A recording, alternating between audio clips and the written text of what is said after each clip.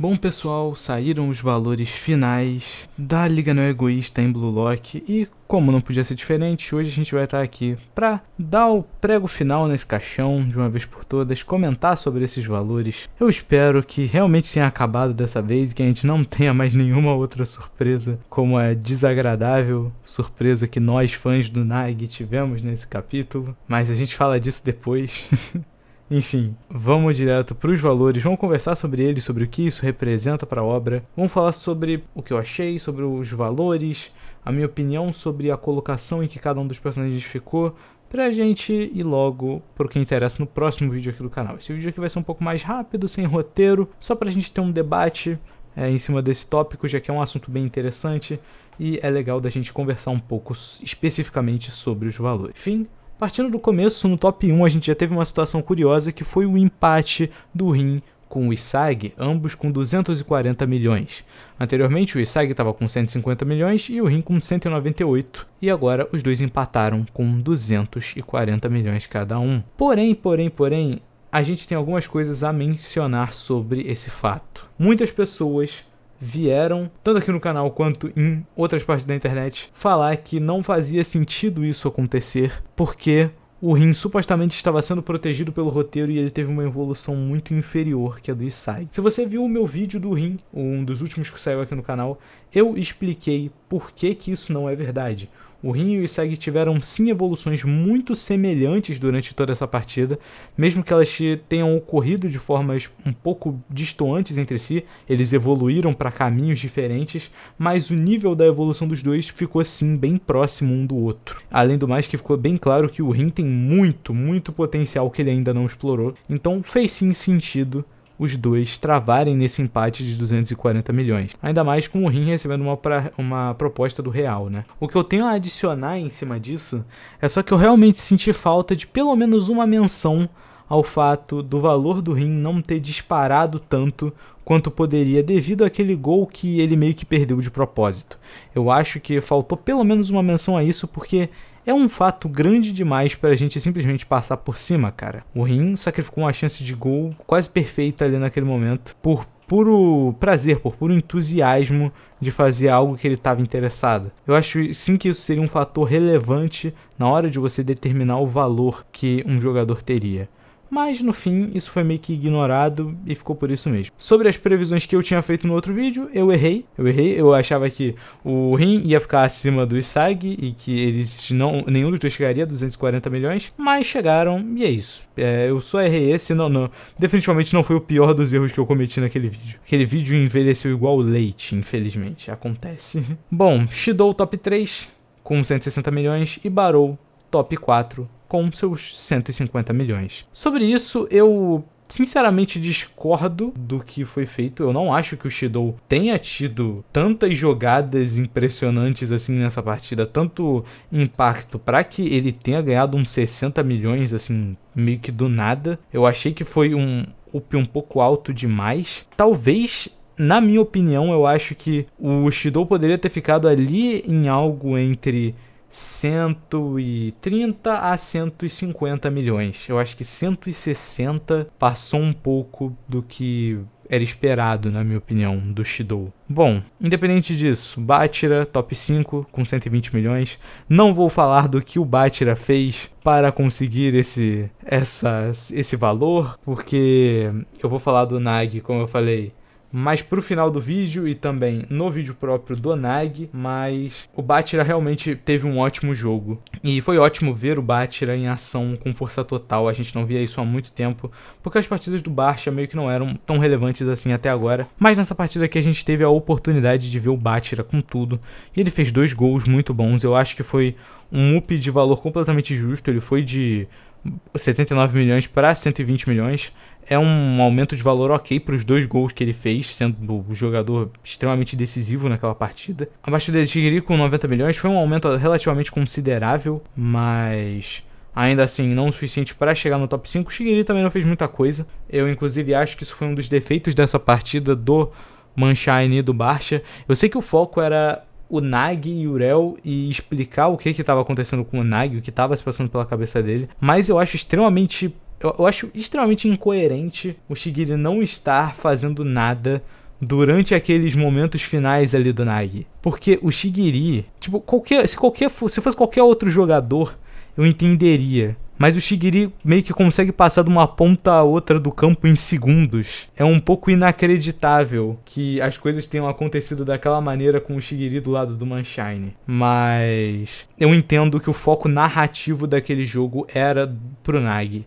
Então faz sentido que o Shigiri não tenha interferido e não tenha sido tão eficaz nesse sentido. Bom, abaixo dele, o Urel, com 78 milhões. Foi um aumento inesperado pra mim. Até porque eu acho que meio que ninguém achava que o Urel ia fazer o que ele fez, de ter esse up absurdo, esse brilho a mais e ter feito um gol. Acho que ninguém esperava que o Urel ia fazer isso. Abaixo dele, Kunigami, em 8º lugar. Otoya em 9º. Mesma coisa do Urel, acho que ninguém achava que o Otoya ia ter um up tão alto assim. Ele fez um gol muito bom, foi para 63 milhões. E se vocês verem o meu vídeo de análise e chute dos próximos valores, as minhas apostas finais, eu digo que dificilmente o Otoya chegaria a um nível tão alto. Mas realmente o que colocou o Otoya nesse nível foi aquele gol que ele marcou nessa partida contra o Manshine. Foi realmente um ótimo gol, somou bastante ao personagem. Depois, Aiko em 10º, 60 milhões. Caraço com 55 milhões em 11º lugar. Caraço bem longe do Otoya. Eu acho triste porque eu gosto deles terem essa equivalência. Eu acho que são dois personagens que funcionam com uma dinâmica muito interessante quando estão juntos, até em habilidade. Mas eu entendo por que o Caraço, mesmo sendo extremamente habilidoso, não sobe tanto. O Caraço é um jogador que não necessariamente está lá para fazer gol. Ele arma mais as jogadas. Ele é um ótimo meio campista, mas ele infelizmente não tem tanto destaque por causa disso. Até porque, como já foi falado várias vezes dentro da obra, quem ganha o brilho é o atacante, é o cara que vai fazer o gol, e o Caraço geralmente arma as jogadas, não faz o gol em si. Então por isso que eu acredito que o Caraço não tenha tantas subidas súbitas de valor quanto outros personagens. Mas 55 milhões no Caraço é ok, e ainda coloca ele acima do Hiyori. Então acho que resolveu esse conflito deles por enquanto. Gagamaru, 50 milhões. Ok. Não, acho que não tem muito o que falar. O Gagamaru subiu bastante também. Eu não esperava que ele ia subir tanto. Ariu, 45 milhões em 13º lugar. E em 14º, Yukimiya com 42 milhões. Eu vi muita gente reclamando desse valor do Yukimiya, mas ele não teve um up tão alto assim. Fora que as habilidades que ele demonstrou nesse jogo foram bem acima da média e acima do que o Yukimiya já tinha apresentado dentro da obra. Então eu achei ok o Yukimiya ter esse up dessa forma nesse momento. Abaixo dele, Nico com 40 milhões e Hiyori com 39 milhões. Eu tenho algo a comentar sobre isso, que é o seguinte. Eu sinto que o autor forçou um pouco algumas coisas para que a gente não tivesse nenhum empate além do Rin e do Isagi. Eu acho que isso prejudica algumas coisas, como por exemplo, para mim não tem justificativa que coloque o Hiyori não estando empatado com o Nico. Esse 40 e 39 milhões é só pra ficar bonito no ranking, porque em habilidade os dois estão em níveis parecidos, senão o Hiyori tá até acima do Nico. Só que ele jogou menos partidas que o Nico, né? Mas eu sinto que o autor acabou só perdendo nesse aspecto, principalmente nesses números finais, porque forçar essa falta de empate em muitos jogadores acabou fazendo com que a gente tenha algumas situações bem estranhas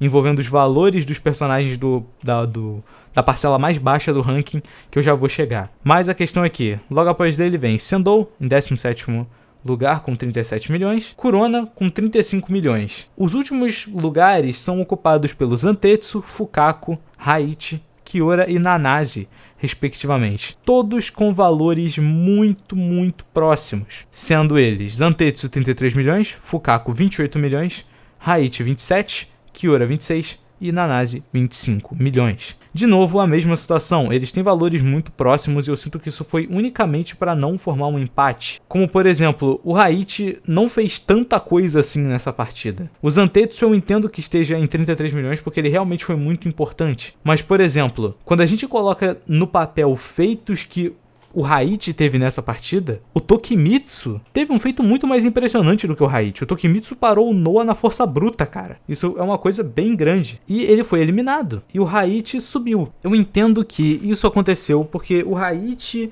é um personagem que o autor ainda vai trabalhar mais. Então, obviamente, tirar o Tokimitsu é uma opção melhor do que tirar o Haichi. Mas, até porque o Haichi, inclusive, é um personagem muito mais interessante do que o Tokimitsu em quase todos os aspectos. Mas eu não consigo compreender realmente por que o Tokimitsu fica de fora, enquanto a gente tem, tipo, personagens como o Fukaku passando. Ah, mas tem que ter outro goleiro. Meio que tanto faz, tipo... Goleiros nunca foram tão foco em Blue Lock. E eu espero, inclusive, que isso seja melhor trabalhado na Copa. Mas a questão aqui é... O Fukaku era realmente necessário? E eu não digo nem isso sobre a eliminação do Nagi. Porque se o Nagi tivesse saído e o Tokimitsu tivesse entrado no lugar do Fukaku, eu acharia ok. Porque o Fukaku é um personagem muito descartável. E talvez eu queime minha língua. Talvez a gente chegue na Copa, o Fukaku tenha desenvolvimento e vire um personagem absurdo. Mas até então, o Fukaku não é nada. E eu fico triste de que personagens relevantes tenham perdido a sua vaga para o Fukaku ir para a Copa. Ao mesmo tempo, o Kiora e o Nanase é uma situação curiosa. O Nanase fez consideravelmente mais coisa do que o Kiora no jogo. Definitivamente, o Nanase fez mais coisa do que o Kiora no jogo, mas o Kiora ficou acima dele. Isso na verdade é um pouco óbvio o porquê. O autor queria fazer aquele suspense final colocando só as letras iniciais do Nanase e do Nagi, que são as mesmas, para que quando a gente virasse a página a gente visse que foi o Nanase que passou e não o Nagi. Eu entendo por que isso foi feito, mas ficou só esquisito na minha visão, porque eu sinto que não foi a melhor execução que poderia ter sido feita com isso. Embora que eu devo advertir aqui que eu gostei muito do suspense. Mas, por último, e nem por isso menos importante, ou menos importante, definitivamente, Seishiro Nagi ficou em 24º e está eliminado do Blue Lock. Eu vou tocar mais nesse assunto no vídeo próprio do Nagi, mas isso é uma coisa extremamente importante para a obra de muitas formas. A gente sabia que alguma hora um dos personagens principais ia ter que rodar. A gente tá caminhando com todos eles há muito tempo e a gente sabe que no final só um vai sair vencedor do Blue Lock. Então, ter uma eliminação desse calibre nesse momento é algo realmente chocante. É realmente o autor mostrando que ele não tá pra brincadeira aqui. E uma coisa que eu achei extremamente importante e que a obra trabalhou da melhor maneira possível. Uma coisa é você eliminar o Tokimitsu, porque o Tokimitsu não tem desenvolvimento, ele não tem momentos tão marcantes, ele não tem nada demais, relativamente. Mas o Nagi é basicamente o delta-eragonista da obra. O segundo personagem mais importante atrás do Isagi. O personagem que tá marcando a história desde o começo. Tem um spin-off inteiro só pra ele. Tem cenas de desenvolvimento, capítulos inteiros só pro Nagi. Você ter um arco inteiro de desenvolvimento e construção da eliminação do Nagi, pra mim é o maior exemplo que o autor sabe o que ele tá fazendo no quesito narrativa, no quesito de que esse autor sabe escrever uma boa história, definitivamente. O Nagi não foi desperdiçado em nenhum momento. Nós não sabemos ainda, até a data que eu tô gravando esse vídeo, nós não sabemos se esse é realmente o fim do Nagi dentro da história ou se é apenas o fim do Nagi dentro do projeto do Blue Lock. Mas de qualquer forma, a conclusão que o personagem teve foi completamente absurda. Não completamente absurda porque ele teve momentos muito incríveis, mas foi absurda porque a construção do momento foi tão boa quanto deveria. O Nagi não foi descartado a preço de nada. Ele passa uma mensagem importante e, com certeza, tem um dos momentos mais marcantes da obra com essa eliminação acontecendo dessa maneira. Mas isso é assunto para o próximo vídeo aqui do canal, porque esse vai ficando por aqui. Enfim, você não precisa concordar com tudo que eu falei nesse vídeo, eu só queria expressar a minha opinião sobre os valores, o que eu achei de cada um deles, e é isso. Deixa o like, se inscreve, até o próximo vídeo, e falou.